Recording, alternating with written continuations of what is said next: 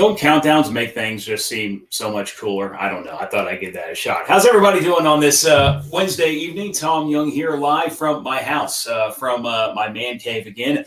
Another interactive podcast coming your way here with the Tom Talks Baseball podcast. Glad you could join us this evening, of course, with COVID-19 going on. David and I got to keep our distance. Can't do a whole lot of stuff in the studio right now, but we've been having a lot of fun doing these interactive podcasts.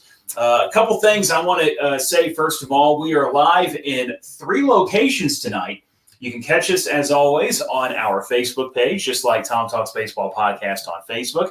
Also, our fledgling YouTube channel. You can check us out there. I know a lot of people on Twitter don't do the Facebook thing, but I just put a link up there on. Just look for us on Twitter at Tom Talks BBP. A link there where it says we're live. That will take you to the YouTube page, I should say. And if you like what you see there, give us a subscribe there on YouTube. Hit that bell. That way, whenever we do live stuff, you're ready to go there. And for the first time, we're also live on the Eagle YouTube channel, kxgl-fm. You can find that there as well. We're going to talk a lot of baseball tonight. We're going to have a lot of fun. Glad you can join us. As always, I am Tom Young, host of the Tom Talks Baseball podcast. And as always, my sidekick, a good friend of mine, has helped me out with this podcast a lot over the last couple of years. David Lovejoy joining us this evening, also live from his humble abode. David, how you doing, sir? What's going on, Tom? How are you doing tonight? Doing very well. Good to see you. I know you've had a busy day. You got a hand mic going on there. So, I just accidentally unplugged my microphone there. Well, we can hear you just fine. There you go. Good deal. Throw that thing away. Yeah. It's been a crazy day, busy day. I want to tell you, congratulations. For what? The Tom Talks Baseball podcast was nominated in the Best Of contest this year. So you do a really great job of this. This started a couple of years ago as, we were just going to spend about 15 minutes a day.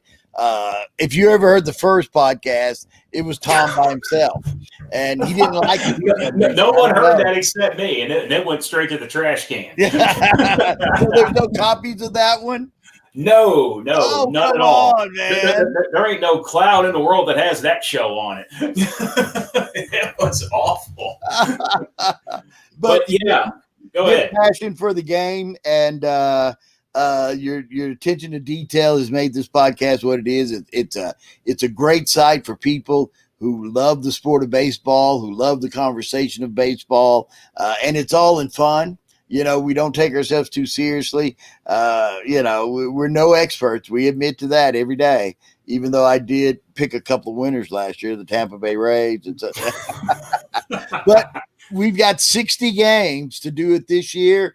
We were ready to go in January of this year. And then, of course, the pandemic hit. And so we make do, and that's what Tom has did with this podcast. He's been able to bend and twist and do what he has to do to make it the success it is. And congratulations. Great job, Tom. Well, David, I appreciate it, man. Thank you very much. I have no idea who voted for us to be in that thing, but we must be doing something okay. But yeah, I'm pretty flattered, and I'm speechless. I cannot believe that we were nominated in the Best of Amarillo. With 3 other podcasts. Thank you for the kind words, and definitely thanks to everybody who's watching tonight, who has listened to any of our 100+ episodes. Of course, last year I was very happy with what we did last year between the major leagues and the Saw Poodles. This year's a little bit different. COVID-19 kind of threw a wrench in things. We don't have the Saw Poodles, but we do have Major League Baseball right now. And even though David and I can't exactly do stuff in studio like we normally do, we can do this fun deal with you guys here on Facebook and YouTube, being able to check us out. And that's exactly what our buddy Gene is doing tonight. He's watching from Bonneville, Illinois. Hey, Gene. He is a Texas guy. He wants Whataburger whenever I come back to visit. So I may have to pick up. I don't know how well it's going to travel in a car for 1,000 miles, but we'll see what we can make happen there. It's a funny thing about a Whataburger. I know it's a big Texas thing. I know people love Whataburger. I'm a Texan, born and raised. Don't care for it. Yeah, and I'm going to be honest with you. I'm not a big Whataburger guy either, but I understand a lot of people down here, huge fan of it. So, and Gene is one of those, being a Texas guy. So maybe we'll make that happen. And also, he's a big Cardinal fan. I know that. He says he has a Cardinal hat for you if you would like to wear that instead of that Dodger blue. But I tell you what, Gene. Let me do this for you. We have always got options here at Tom Talks Baseball, and we keep our options open. So, kind of in line with who I picked in our picks earlier this season. I've got the Dodger blue on now, and bam, the Yankees. That's worse. That is worse. Oh my goodness. Right, oh my goodness. How can I take you off the screen? There we go. You're gone. You're not even going to be on the screen anymore. But we're going to have a lot of fun tonight. We're going to talk a lot of Major League Baseball. And as always, this is an interactive podcast. We want you guys to chime in. Your comments might even dictate where we go with this show. We'll talk a little bit about the Texas Collegiate League near the end, because we do have the Sod Squad. One of the reasons why I'm wearing a red Sod Poodles hat today. We'll talk about them a little bit as well. Also, prospects. The updated MLB Pipeline Top 100 came out. Some notable names, of course, that we know. And what about Heston Kjerstad, number 2 overall draft pick? Is he, by chance, in the updated 100? We're going to talk about that as well. But first of all, one of the bigger stories from last week, of course, COVID-19 has been a first of all, Gene, you must know if you have an Angels hat. I picked the Angels, but I probably need to put that with the Texas Ranger hat. Yeah, that would make it. Yeah. So no Angels hat, but we're going to talk about an Angel a little bit later on. But first of all, let's talk about the Mets, because the Mets are a mess. They've been a mess for the last few years, and a very odd situation happened over the weekend with one of their bigger paid players, and Yoenis Cespedes, where it was kind of a moment early in the day when news came out that the Mets organization couldn't find him. They couldn't contact him. And so you're thinking, is everything okay? Like, you were getting kind of worried that something bad had gone on. Well, it turns out he had opted out of 2020. Doesn't want to play anymore because of COVID or whatever reason. And that's fine. He didn't let the team know up front about it. Earlier that week, Lorenzo Cain opted out as well for the Brewers, but he contacted the team, said, hey, here's what I'm thinking. They said, do what you got to do. We understand. Stay safe. We'll see you in 2021.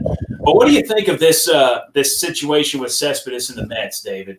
Well, it's called adulting. He has signed to them a big money contract. And no, they don't own you, but you do owe them some loyalty and some respect. Okay, you don't want to play. Kane did it the right way. He came out and said, hey, I've got a family. I've got young kids. It's not worth it for me to play this season.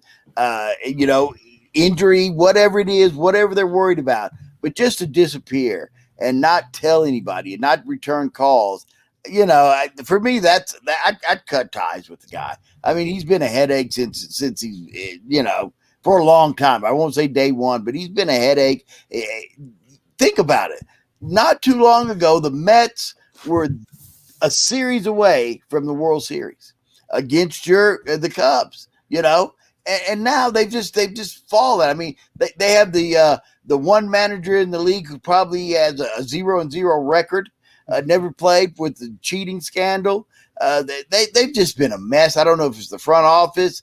They've had some terrible contracts, but what he did is just uncalled for, and I'm not going to blame the team for it. I blame him. It just wasn't the right thing to do. Yeah, at the very least, if you want to opt out, I get it. If you want to cite concerns about how Major League Baseball has maybe handled COVID-19 so far with the Marlins and the Cardinals situation, okay, I get it. But the fact that you don't let your team know up front is just childish, quite frankly. And if the Mets don't bring him back, if they find a way to get rid of him, that'd be fine. But one thing it made me think of, David, and I posted this on Twitter shortly after he did this, because one thing we could say about the Mets early on, they stink. Once again, they're not very good, and they're not going to win anything this year. And so I put this tweet up here the other day. Let's say a team after the halfway mark goes 10-20. we're going to have someone go 10-20, maybe because they don't have a full strength team with COVID cases, maybe just because they're not good. This year, you can opt out because you can cite coronavirus and they can't say anything. And money's not huge. Maybe it's a factor for some, but you're not getting full salaries. So what if this year, like half a team that's like 10-20 just says, we ain't winning anything. No reason to go out and travel all over the place and risk getting this thing and bringing it home. I'm done. Like, do you think a team would do that this year and just like 15 players of one specific team just leave? Well, that was one of the big concerns of the NBA and their bubble, because there's some teams that they said, you're not going to make the playoffs. You're just here as fodder for the other teams. And after 4 games, some teams are out of it too. And so it could happen. It might happen. I'm more worried, though, about a team running toward playoff contention or running toward the playoffs and 5 or 6, like the Cardinals, come up positive for COVID. That would be devastating because that would throw off the whole playoff system. It's already tough. We're not going to be able to reschedule games. They're doing 7-inning double headers. The things that happen with the Cardinals and the Marlins have just really kind of, you also have to deal with weather. But if you've signed up, if your club and your management and you as an athlete and says, yeah, I want to play these 60 games, I think there should be some repercussions. If in 15 games or 20 games you say, we're not going to do anything, I'm out. Well, that's not the point. That's not the point. You said you were ready to play. Sorry y'all didn't perform well, but is that any reason to treat the other teams, disrespect the other teams, disrespect the fans, disrespect the game? I hope we don't see that. I hope we don't either, but there's kind of a loophole. You can just say COVID, and then they can't say anything. Yeah. Because it could legit be that's the reason why you're opting out with all the travel that Major League Baseball is doing. Even though they've regionalized it, you're still doing a lot of travel. But we'll have to see what happens, because we got some teams that are struggling out of the gate, not looking very good. Will those players want to hang around and play? I don't know. What do you say about a cutoff date? If you get 25 games in, or you get this many games in, then there's not a choice to opt out. You're in. And I don't care if you only win 5 games till the end of the 60, you're in. At a certain point, it's the point of no return. I think Kane did it in a decent amount of time to back out. Others probably will in the next weekend or week or so. But after that point, you're in. You bought in. You're getting paid. You have a job to do. If anyone is watching and maybe they've seen something about that, let us know, because at this point, I don't think I have, but that's a great idea. I mean, the NFL has done that. Mm-hmm. Granted, they're doing it like the deadline's like this week or something. Yeah. You have to let them know, hey, if you're in, you're playing the whole season and you can't leave for if you get scared midway through the year, that's on you, not on us. It's a competition. So maybe baseball should do that. It starts to hit at the integrity of the game, and so we're already battling with COVID, and the knucklehead moves of the Marlins going out to the club or the Cardinals going to a casino. And so it's about the integrity of the game. You signed on, you said you wanted to play. Here we are. Now you need to play. And so we'll see what happens with that. One guy that's not going to play at least half of what he is supposed to do is Shohei Ohtani. We were going to talk the Angels a little bit here, and this is the guy we're going to talk about. So far this season, it's been a big struggle for the guy on the mound. A couple of starts, 1.2 innings pitched, 8 walks, 7 earned runs. That equals a 37.00 ERA, which is just insane. There are softball pitchers that don't have ERA that high. Slow pitch. He suffered an injury. Looks like he's going to be out 2 to 4 weeks with some sort of elbow injury. Joe Madden says he's unlikely to pitch again this season. I think that's a good move. He's day-to-day on hitting. I think they even said that he was going to be back in the lineup tonight. The question I have for you, David, I know this was a weird year, but we saw the Tommy John issue last year with Shohei. We're seeing the issue again shortly here. Should Shohei just become an offensive player, or do we give him another chance? What do you think? Well, we talked about this when he first came into the league, won Rookie of the Year that year. He had some pitching success, but his hitting was the big thing about this kid. And that's the one thing I worry about the Korean pitchers. They throw 15 different pitches. They have 4 different curveballs, and that works in their league. But when you come to the majors in America, it's a whole different ball game. And I thought he should have picked then, either pitch or you either play. It's just too difficult in this league and too hard on the body. I was really shocked. After the Tommy John surgery, I started saying, well, now you don't have his bat. You don't have anything from him. And now he comes out in that first game of the season. I had high hopes for him. I wanted to see him, be a decent pitcher. And in both starts were horrendous. He comes up with the injury. So it's back to swinging the stick. And I think that's where his future is. That's where he needs to put his focus at. I'm fine if they want to try it one more time, because this was a weird year. Obviously, when we came back after the layoff with COVID, he struggled in the intra-squad games, had control issues, and then he looked better in his second one. And then obviously that first start didn't even get a single out, and then he got a few outs against the Astros, but still no good. But let's give him one more regular offseason, one more regular spring training, and try it again. And if we can see how he does after that and he's okay, good. If not, then we need to squash it and make him an offensive player. He's proven that he can do it on offense. He do that. So let's keep him on the offensive side. What are your thoughts? Let me ask you this, Tom. Baseball's such a mental game. And maybe him going out there trying to pitch is draining, and it affects his hitting. Would you say that could be a factor that he's down in the dumps, he's not pitching well, and that's going to affect him at the plate? Can you see that happening? I definitely could. There are guys who perform well based on confidence. You have a couple good at bats or a couple good defensive plays, all of a sudden you're a little better at the plate. Maybe if you're struggling a bit on the mound, and that's supposed to be a big part of your game, you take it to the plate with you. But even last year when he wasn't pitching, we saw what he can do. The guy did, and I think if he can get him in there every day, the Angels will love to do that, especially right now. But the pitching's not going to happen. That was one thing I think Joe Madden was hoping to have, a big guy there, ace-type guy that can throw 100. We've seen him do that before, but he's not going to have that here in 2020. And the Angels, big trouble going forward there in the AL West. Another guy who's done for the year altogether, Mike Soroka, kind of a nasty-looking Achilles tear while trying to cover the mound against the Mets on Sunday night game? Monday night game, and came off the mound instantly, fell to the ground, tried to walk off, needed help. Torn Achilles. Mike Soroka done for the year. Had a great rookie year. A guy that the Braves are hoping to be a big part of that rotation. The Braves, of course, the team looking to maybe win a World Series this year. A lot of people had them as being a possible team to do that even before all this hit. What kind of a blow is it to the Braves that Mike Soroka is not going to be there the rest of the way?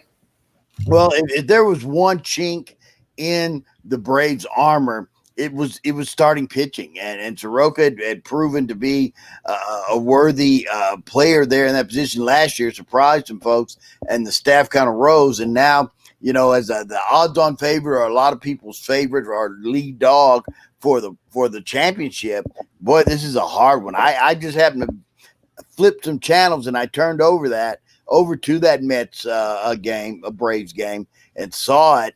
And if you've ever seen someone blow out their Achilles, it's not like getting a splinter. It is a torture. And when you saw people carrying him off the field like they did, you knew this was not just, he pulled a hammy or, he's going to miss the start. You knew it was something major. But I think this might affect how the Braves move forward, especially with them going from 30 players to 28 very soon.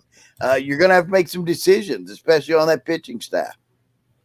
Yeah, I think it's definitely a move that's going to hurt them a little bit. The Braves, pitching might be one of their weaknesses compared to that offense. Yeah. And Soroka was supposed to be a big part of that. They got rid of Fulton-Evich after one game.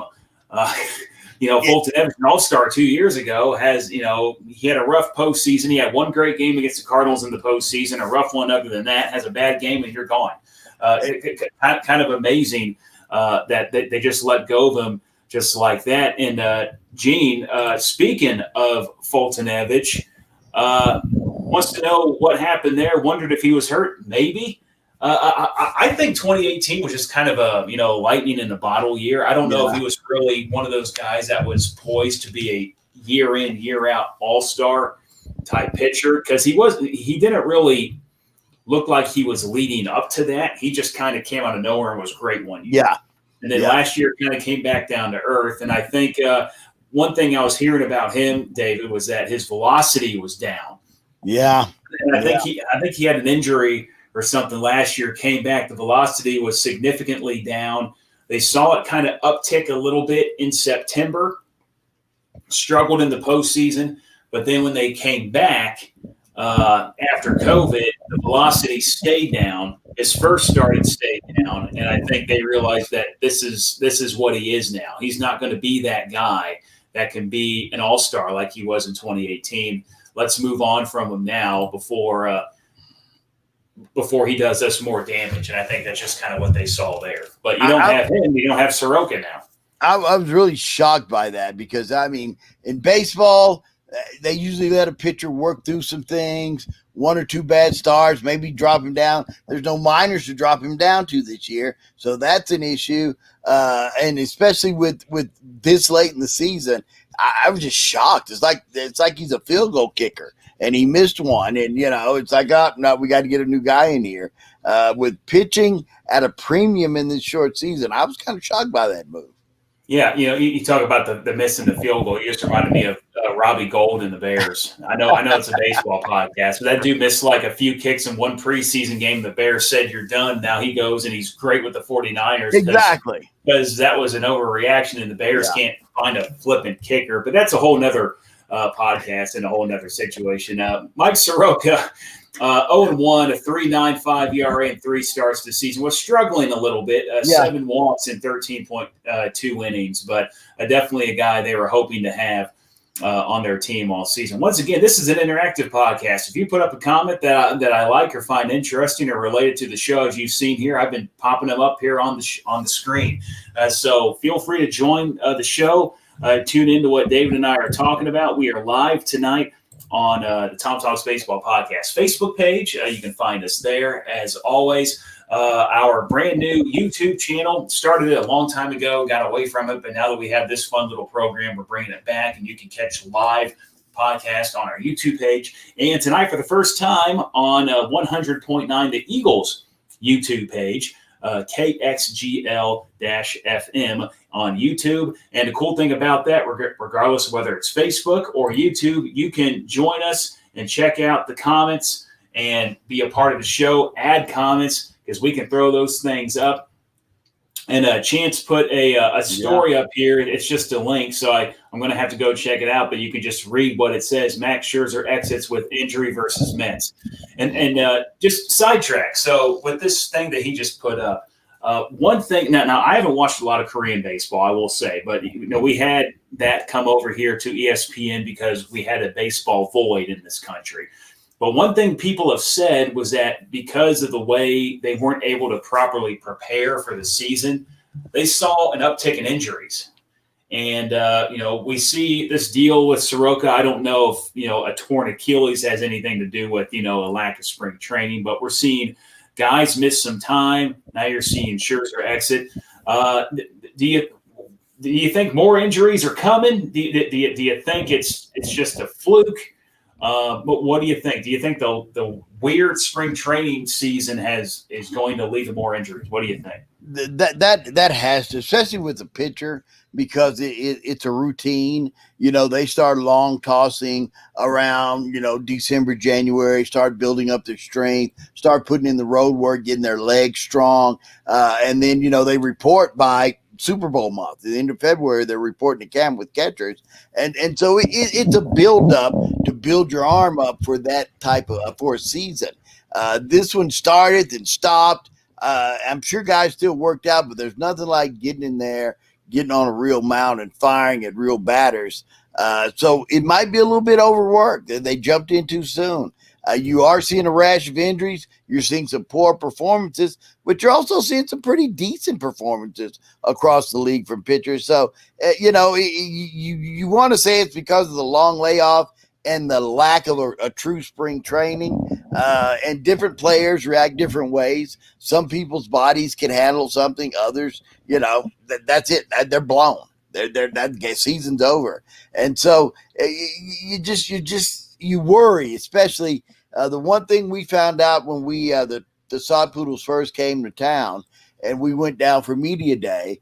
Pretty much every young pitcher we talked to had Tommy John surgery. And it was almost like a running joke, like that's the rite of passage. If you want to go to AAA, might as well get it done now. It's like getting your tonsils out for a pitcher. Like, hey, so it doesn't ruin your summer. Let's get them out during spring break. Let's get that show. You lose one season, come back stronger. And so you worry because you see such a high number of young pitchers going to Tommy John, having these catastrophic injuries. And with this short sprint, I'm sure it's wreaking some havoc on their bodies. And Gene was saying, how about comparing injuries today to how it was 20 or 30 years ago? You got guys like Cal Ripken that can play every game for years on end. 162, if you were a stud, you played 162. That was no problem. It's interesting. I can't sit here and tell you exactly why scientifically injuries are maybe up compared to back in the day, why guys are getting off days. I will say, back in the day, I don't think things like weight training and pushing your body to the limit was as big of a deal as it is nowadays. Like regular schmoes like you and I who are just very talented were playing baseball. But nowadays you got bodybuilders playing baseball that are pushing their bodies to the limit. They're doing a lot of work outside of just playing the baseball game. Yeah. Maybe they aren't getting enough off time outside of baseball, recovery time. And so maybe, they're running faster, they're throwing harder. I mean, like the human body can only, like this motion, as we know, and if you watch me throw out first pitches, you already know. Yeah. It's not natural. Your body this isn't a normal motion. Now you're telling me to do this while throwing 100, which, is becoming more common. I mean, you're just asking for injuries to happen, at least with pitchers. And then you're asking for me to put a little break on it. You know what I'm saying? So if you look back at the athletes, like the athletes today, they have nutritionists and they train all year long to be in this top physical condition.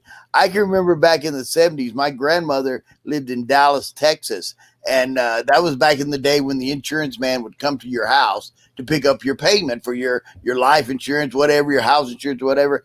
My grandmother's insurance guy played offensive line for the Dallas Cowboys. He had to have a job in the offseason because the NFL back in the 70s didn't pay him enough. And he wasn't the only one. There were guys who sold cars who played NFL, who played Major League. It wasn't a full-time gig for a lot of people back in the 60s and 70s. And so you did that. Now these guys make so much money that they train all year long. Look at Stanton. He came in the spring. He was still a little heavy. He reinvented himself. He got slimmer. He got stronger. And hopefully it'll cut down on his injuries. He played 18 games last year and was gone. If you looked at him last year and look at him now, you could tell he wasn't healthy. His feet moved in the batter's box. It wasn't a comfortable swing. You look at him now, he's locked in. So it's hard to say, well, because they train so much and they're such a more fine-tuned athlete, the injuries are more devastating. While Babe Ruth, would sit on the bench and eat, 6 hot dogs and 2 glasses of beer. In the 70s, how many of you guys remember watching a baseball game and seeing Pete Rose stick a Marlboro down in the dugout? I mean, that's what it looked like back then. But they still played ball. When people say, oh, these guys couldn't compete with the guys back then or vice versa, I don't know, because these athletes today, they do it all year long. Yeah, they do it all year long. And even when they weren't doing it at all for a few months there, they were still, doing what they could to stay in shape, get in better shape, maybe come back better than they were in February, and be ready for this season. And because it's been such a weird year, we got taxi squads, we got expanded rosters, we don't have minor leagues, and because of some players maybe leaving because we're seeing more injuries because of COVID, we got other players, David, that are making appearances this year that wouldn't normally be making appearances this year. And here in Amarillo, we saw quite a few guys last year at the Amarillo Sod Poodles, had a lot of fun with that team. But now we're starting to see some of those guys actually don the Padre uniform, which, by the way, well done, San Diego, on going back to the gold and the brown. Much better look than that weird blue camo thing you were trying to do there for a few years. It looks a heck of a lot better. Well, it wasn't the pod. I mean, I grew up here in Amarillo, Texas. We had the Gold Sox here. The Padres were brown and gold. I'm not a fan of the color brown and on a uniform. It just kind of dull to me. But the way they did it this year, those road pinstripes that they put on are just, they did it. It looks classy. And they're playing great baseball. You can go out there in a garbage bag. If you're playing great baseball, everybody's like, "Yay, I want one. I want that jersey." You know, the hefty number 3 there. Well, they're playing great baseball. Currently 7-5 in a very competitive NL West. We're going to talk about one of those teams in that division in a minute. But Javi Guerra, a guy we saw in Amarillo a little bit last year. Luis Patino just got the call. We saw Patino in the back half of 2019, a very talented pitcher who is still in the MLB pipeline top 100. Of course, Fernando Tatis Jr., he was here for a game and a half, but come on, we're going to say that he's a former Sod Poodle. And then how about Edward Olivares, a guy who was the mainstay of the Sod Poodle offense last year, getting playing time now with the San Diego Padres and doing pretty well in his rookie season. And we knew the guy could hit. We saw him do that last year here in Amarillo, being the main guy on that offense, but now he's getting a chance to do it for the big league club. And like I said, 7-5, the Padres, and an NL West that looks very competitive this year because we have a team like the Padres competing where they haven't in the past, and also another team along with a few others who are part of this 2 or less loss club, David, the Rockies. What is going on with the Rockies? Why are they doing so well? The Yankees, the Twins, the Cubs, and the Rockies playing great baseball right now for one reason or another. 2 or less losses. The Yankees 8-1 on the year. Granted, they are down right now. In fact, I think the game's over. I think they're doing a doubleheader today. They just lost 11-7 to the Phillies. So now they're 8-2. Twins 9-2. The Marlins are 3-1. I'm jokingly throwing them in there, but that'll change sooner or later. Cubs are 9-2. Rockies are 8-2. Of course, the Yankees and Twins, not so much a surprise. But what about the Cubs and the Rockies? Are you kind of shocked with how great of starts they're both having? I fell off big time on the Rockies because coming into last season, they were my favorite. I thought the time was now for them after that series with Milwaukee. But they laid an egg last year, and we thought they were over the problem. It used to be a scenario where the Rockies, did pretty decent at home, and pitching was not a factor. Well, last year everything fell apart. The hitting wasn't there, the pitching wasn't there. So I'm surprised to see them rebound like that. The Cubs had the framework of a good squad. And just getting the right pieces and getting them into place. I think Ross coming over. Sometimes players start getting a death ear. I still don't think Joe Madden should have left the Cubs. I think that was a little premature. I think that was just a little, Cubs fans being a little snowflakish because you've won one series. Now you expect, I just think they went overhand and fired Madden, but shocked by both of them being there. The Rockies and the Cubs. The Yankees, you kind of expected it. You've got the starting offensive line of the 1972 Notre Dame Fighting Irish as your batting line up there with Stanton and Judge. Sunday night, it was hilarious. Your favorite announcer, A-Rod, is going off when they asked, How do you feel about Judge batting number 2 and he's going off like he's Joe DiMaggio? Well, when I was a Yankee and you had Jeter set the table and and at that time the kid swung and he put it about 440 back, and it's like, shut up, A-Rod, be quiet. Had 2 on, smacked it in again. The kid's a monster, man. I'm just amazed when you look at the kid playing his size. It's amazing. They went out, they got a great starting pitcher. So you expect the Yankees to be there. The Twins had a great season. I didn't think they were going to come and hit home runs like they did in Minnesota again, like they did last year. I thought that's a fluke. Minnesota was like, yeah, same year, different page. Let's do it. So Nelson Cruz shaved like 10 years off his life this year. And oh my gosh. I don't know what he did, but he turned 40 in March, and he's an MVP candidate along with Aaron Judge. Both those guys are playing well. Of course, I'm a huge Cubs fan. If anyone knows me, knows that. And I'm shocked by the start too. I mean, was it going to be a good team? Yeah. Was it going to be a great team? I wasn't quite there yet. They have a glaring issue that has definitely reared its ugly head again. That's that bullpen. It is awful, and Craig Kimbrell is turning out to be a disastrous signing. David Ross put him in the game. They were playing the Royals last night up 5-2. He put Kimbrell in, and I was literally like, oh, no, we just lost.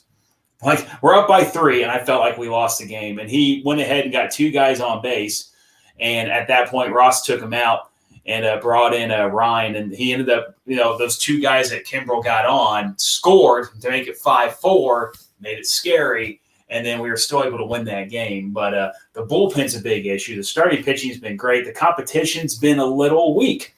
And to their credit, they're taking advantage of weak competition. They played a solid Brewers team, took 2 out of 3 from them, played a Reds team that was down a couple guys early on, took 2 out of 3 from them, took on the Pirates, who we thought they were going to be awful. They swept them, and now they're playing the Royals, and they swept the first part of a home and home. And so the Cubs are doing what you got to do. You got to be bad teams. The Rockies, David, are doing what I think you and I thought they were going to do last year. Mm-hmm. And that was be like I don't know if they were going to be like 8-2 good, but we thought they were going to be good last year because of that pitching staff. It looked like it finally turned a corner. Finally looked like they found a group of guys that could pitch at Coors Field. And last year, Kyle Freeland, who was a Cy Young candidate when the year started, was awful, was sent to the minors at one point that year. Herman Marquez wasn't all that great, but that dude looks like he's ready to make a comeback this year. They're pitching amazingly well. We know they can hit, but if the Rockies can pitch, they can win games. And I think they can keep it up. I mean, granted, they got some tough opponents. They got to play the Dodgers a lot. They got to play the Padres, and then you got to go on the other side and play the Astros and the A's. But I think the Rockies can keep it up. I think they're a competitive team, and at least for now, they've kept Nolan Arenado's mouth shut about wanting to leave. Now, think about this. 3 years ago, 2 years ago, we all looked at the Cleveland Indians staff and bullpen and thought, wow, that's the making of a championship rotation. And now that they've kind of broken up that club and sent those players around the league, it's like the curse of Cleveland. I mean, some of those Cleveland pitchers this year that are in the league are just like, no, not good. So that's an oddity. That struck me as odd. And in Chicago, that's what they got him for. They needed, since Chapman, they haven't had a guy who could slam the door like that. And the Cubs gave him some leads, and he gave them all up last year. And I don't know if you can go get someone or you can groom somebody right now to be that closer. But with 60 games, you're going to need somebody to shut down a 2-3 or a 2-1 game or a 3-1 game. You're going to need that guy. And that's how you're going to make it to the next level. It scares me with the Cubs. No relief pitching. The starting pitching has gotten better. They even started hitting with runners on base. That's gotten better. But the bullpen, wow. No, the bullpen's bad. I think Kimbrell is no longer the guy. David Ross is going to be doing a closer by committee. Rowan Wick has been the guy early on. He's got a couple saves. He didn't come in last time because I think he just came off getting a save the night before. But I think Wick might be the guy, at least for now, that Ross turns to try to stop the bleeding in the ninth inning, because fortunately the Cubs have had big enough leads to not blow the way Kimbrel has pitched. Going to switch topics real quick, David, because one guy that was watching us, Chance, one of our buddies of the podcast, big Saw Poodles fan, he's heading out to the game tonight at Hodgetown. So let's talk a little bit real quick about the TCL going on. Chance, by the way, this is his 15th game. He's been to a lot of these TCL games and having a lot of fun out there. I've been to a few. Good job by Tony Inzer and the Saw Poodle organization putting on a great experience, still giving us some sort of baseball to watch. But the TCL taking place later on tonight. They're in their postseason, and the Sod Squad, of course, taking on the Tulsa Drillers down at Hodgetown. It's a best-of-3 series, so you got to win 2 out of 3. Yeah. The good news, the Sod Squad won Game 1 in Tulsa last night, 4-3, and extras, I believe. So they got a 1-game-to-none lead. If they win tonight, they're moving on to take on either the San Antonio Flying Chanclas. That's sandals, I believe, right? Yeah, that's what your mom throws at you when you're Or the Brazos Valley Bombers. So that's who the winner of the Sod Squad Tulsa Drillers series will be taking on, and that game will be Saturday. If the Sod Squad loses tonight, they will play tomorrow night at Hodgetown. So potentially tonight, maybe tomorrow, and Saturday. We've got a few more games in Hodgetown before baseball runs out here in Amarillo in 2020. Good luck to the Sod Squad. We'll see if they can get this Texas Collegiate League victory here in 2020. Let me ask you this, Tom. So what are you saying is they did a 3-game series to decide who goes to the championship, right? 3-game series, best of 3. That's it. Is the championship game a best of 3? Championship is a one and done. What? It's a one and done. So you get there, you gotta win it, or that's it. With it. Yeah, it's. We got a great chance. Brent McClure from News Channel 10, Garrett Zamora, they invited us out as their guest on Saturday to watch the ball game. That stadium, there's not a bad seat in the house, and it's just a great atmosphere. And as we were leaving, we were going to go. I got a new hat too. I got the gold letter. Yes, you did. And you got the red. We were going to go check the gift shop, and we passed Tony, and he's sitting down the third base lineup on the deck at the beer drinking table, but you can't drink beer there because of social distancing. Yep. and it was the 9th inning, and they need to rally. He says, "Oh, this place has got a little sod pool magic in it. We're about to see it." And sure enough, in the 9th inning, bottom of the 9th, at bat, they come back and they score 2. I think it was 3 to win, 2 to tie. No, it was 4 to win. They were down by 3. They needed to score 4, and they did it. And the scary thing is, they put a pitcher in, and Tony said, "This guy's the real deal. He's going to shut it down. This guy's dangerous." And they just rallied, some great base running, some great timely hitting, and so. Yeah, that part just holds a special place. It's a beautiful, beautiful place to see a ball game. It is truly, truly a gem, and it was good quality baseball. It was either this or nothing this year here in Amarillo, and this was well worth it. Hats off to Tony Inzer and the Sod Poodles for making that happen. Well, and that final play was very exciting because the winning run scored from second on a grounder to second.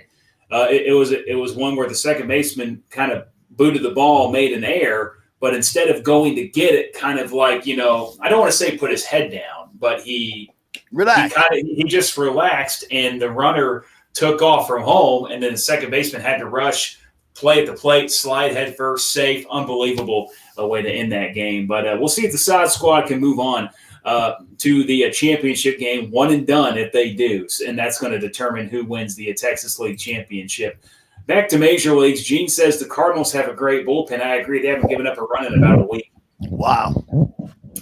For other reasons. They're not playing games right now because because of COVID. Cubs trade Bryant for a reliever. Maybe. They have David Bodie at third. I think they like Bodie. I don't know if Bodie is an everyday guy. But, Bryant could maybe bring something back. Depends on who it is. It's probably got to be more than a one-for-one swap, I would assume. Yeah. But at this point, I think you just kind of go through with it. I mean, the Cubs didn't do anything in the offseason, really. They kept saying they had no money to do anything. So why would they do anything now? They didn't do it then. Let me ask you this, Tom. As a GM, as a team, good or bad, do you just stand pat at this 60-game season? Do you say, well, this is a chance, we'll trade these two to get this guy, or we'll trade it? Or do you just stand pat and say, let's make it through these 60s and look for spring ball? Well, I tell you what, I think these guys really want to win. I mean, they all, like, I think David Ross had one of the best quotes, and I'm going to paraphrase here. Yeah, it's only 60 games, but we're all starting from the same place. There you go. There's a trophy at the end of it. I want that trophy. And I think a lot of the guys share the same thought. Yeah, it's a different type of season. Fans are going to want to put an asterisk on it, rightfully so, wrongfully so, however you want to view that. But in the end, someone's going to win this thing. You got 30 teams that are going to be competing for it. So go for it. And I think they're going to go for it. There is a trade deadline. I don't know how many moves will be made with that outside of just, roster moves in-house. But we'll see. I honestly think there might be one or two, but it's not going to be as big as it normally is. But in the end, these teams are going to want to win.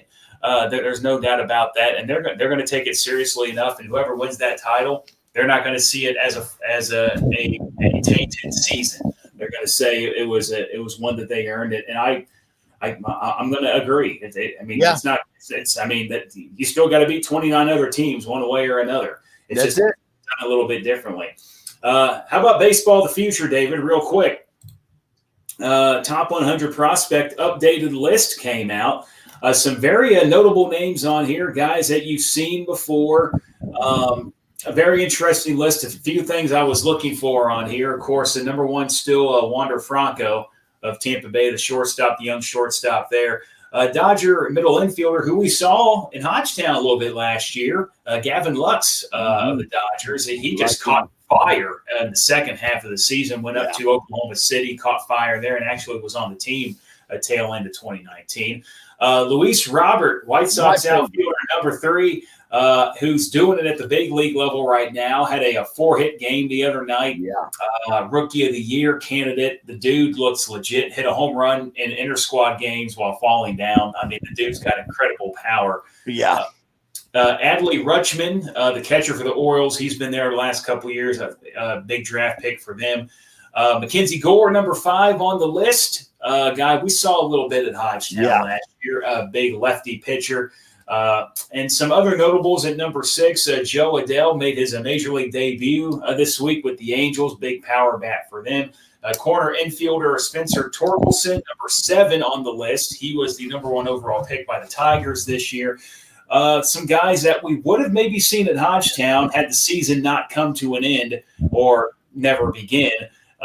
C.J. Abrams and Luis Campusano, catcher and middle infielder, flip that. Abrams, the middle infielder, Campusano, the catcher, 27 and 55 respectively. Patino, who just got called up for the first time to the Padres. We saw him last year in Amarillo. He's number 29. Taylor Trammell, Mr. Grand Slam championship game man, number 63. And our boy from Amarillo, David, Heston Kjerstad, Randall High, Amarillo native, number 68 on the new updated top 100 MLB pipeline prospect list. How cool is that to see an Amarillo guy crack the top 100 on that list? How much was his signing bonus? What did he sign for? 11?